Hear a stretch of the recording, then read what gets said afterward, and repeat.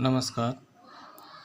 आज हम लोग क्लास 10 का चैप्टर नंबर 7 देखेंगे, जिसका नाम है निर्देशांक ज्यामिति।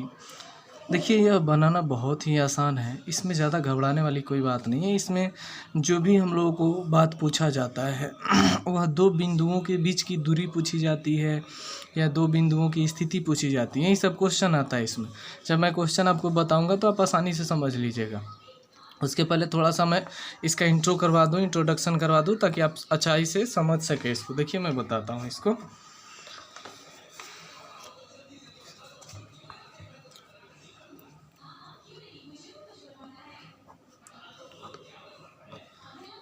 सबसे पहले हम लोग का देखना है कि दो बिंदु दिया होता है।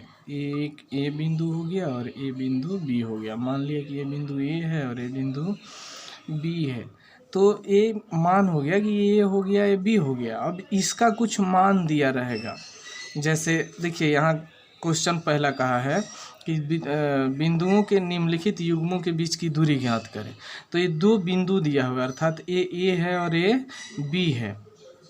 तो ए का मान देखिए कितना दिया हुआ है, यहाँ 2 3 दिया है और बी का मान दिया है 4 1।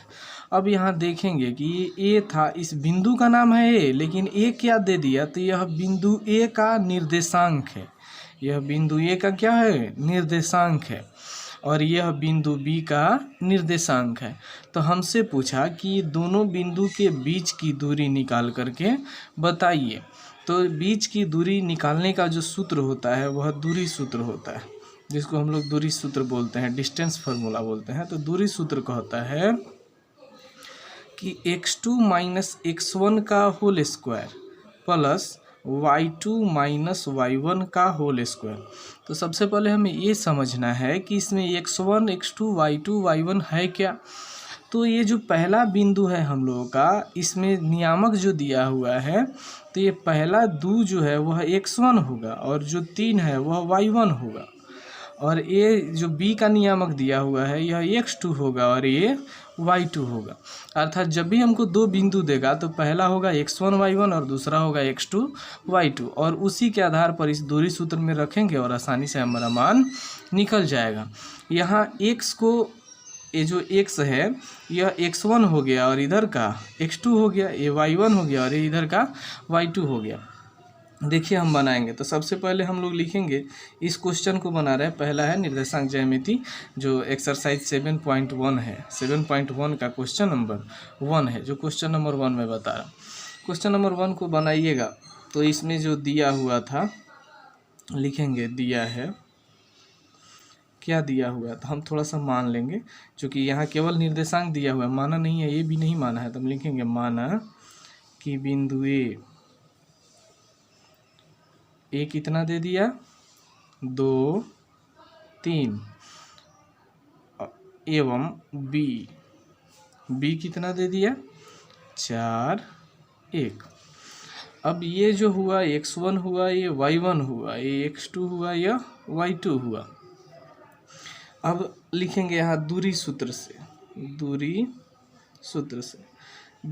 से जब चलेंगे तो दूरी सूत्र क्या कहता है हम लोगों को, तो दूरी सूत्र कहता है किसके किसके बीच की दूरी निकालनी है, तो ए और बी के। तो लिखेंगे ए बी बराबर √ x2 माइनस x1 का whole square plus y2 minus y1 का होल स्क्वायर लिख दिए। अब इसको बनाएंगे तो देखिए ए बी बराबर क्या निकलेगा, ए बी बराबर निकलेगा x2 कितना है, देखा जाए x2 4 है, 4 सूत्र में का माइनस लिख दिए।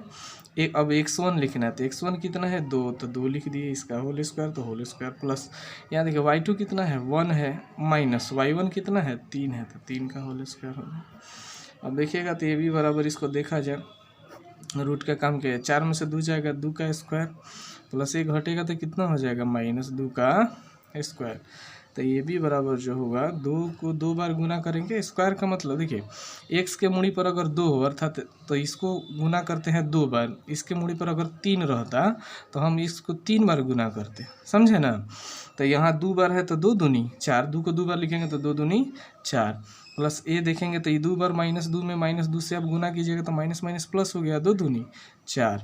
ए बी बराबर दोनों मिल करके कितना हो गया आपका, रूट में 8 आ गया।